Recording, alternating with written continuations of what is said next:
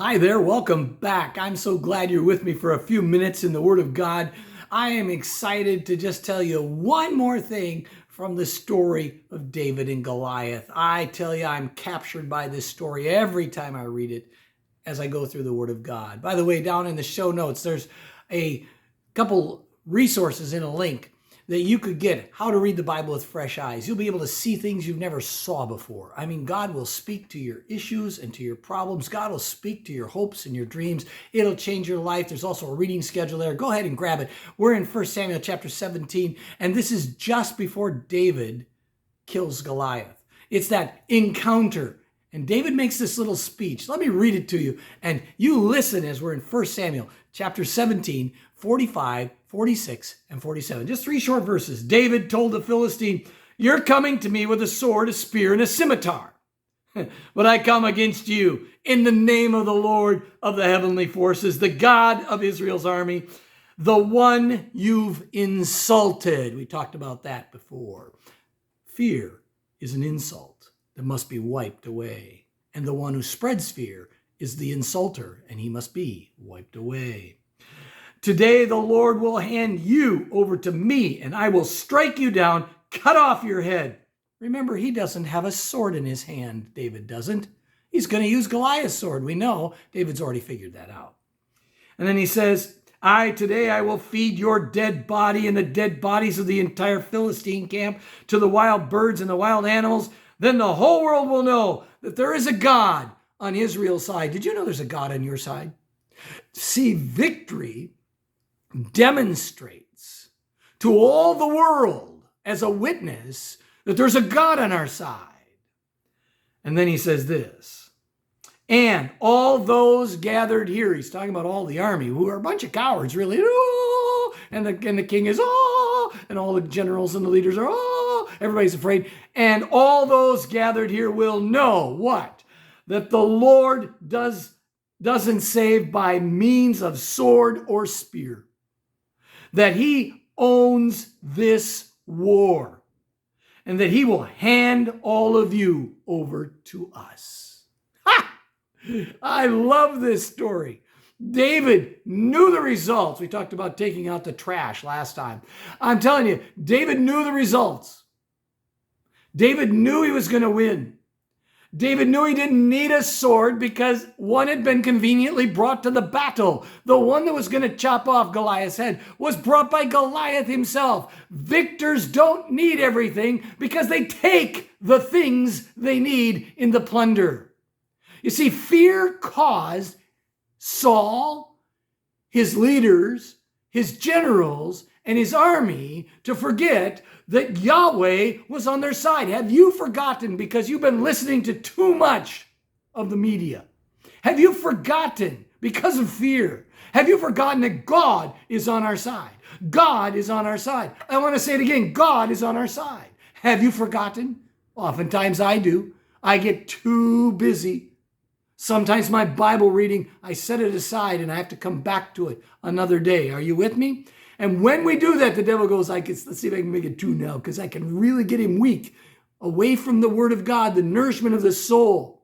I can get him away, the meat of the Word of God. I can get him away and he get weak, and then I can hit him with fear, and I can paralyze him. Fear caused Israel's army not only to be paralyzed, but it also caused them to forget. You see, fear is a great forgetter, a great forgetter. And in the process, they forgot that God was with them. And I wrote it down on a card. You know, I love to write things down on a card. And I wrote it down on a card. And it says, the fear caused Israel's king and his warriors to forget that Yahweh was on their side.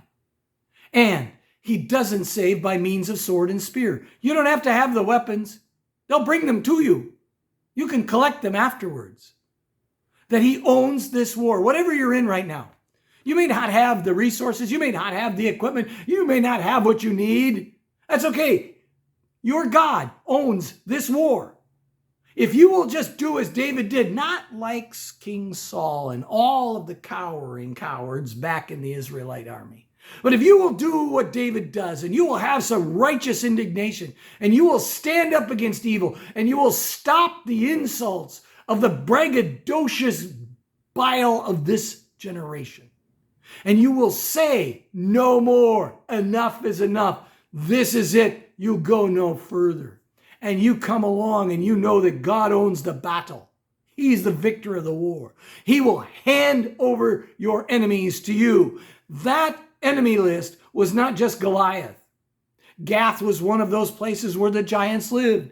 And if you read on in David's life, you'll find out there were 4 more brothers to Goliath. Want to know why he picked up 5 smooth stones? Goliath and his 4 brothers. See, they ran away. They ran away before David had a chance to sling the stone some more. I'm telling you, great victories are won when we remember, not forget, that God is on our side, that he is the one who wins victory, not by sword, not by spear, not by scimitar, not by weapons, not by the arm of strength, but by the Spirit of God. He's the one who wins the battle. That he owns the battle and he owns the outcome. And he's looking for one man, one woman. Here, it's David. Everybody's afraid. For 6+ weeks, fear had paralyzed them. Fear had stalled them. One man, one afternoon, one giant dead, one battle won. That's what God does with a man or woman of God who is sick and tired of the evil around them and stands up to it. And what happened? Even Goliath died. You have some big battles to win this week. It's time to stand up. It's time to be strong and very courageous. Audacious faith does not cower in fear with King Saul, but it stands and it walks and it proudly engages the battle with an attitude that my God is with me and you don't have a chance. That's the message today from 1 Samuel 17, 45 through 47. You know what happened next. Everything that David predicted happened. Everything happened. Everything happened. David was actually prophesying, and he just simply told them what he saw in faith's eye. Today, stand by faith.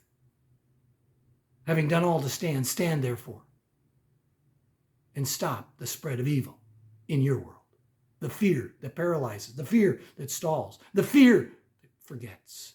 And remember, we are on the Lord's side. We are on the Lord's side. Now, do me a favor. I want to encourage you to come along with us to Israel. November 30th.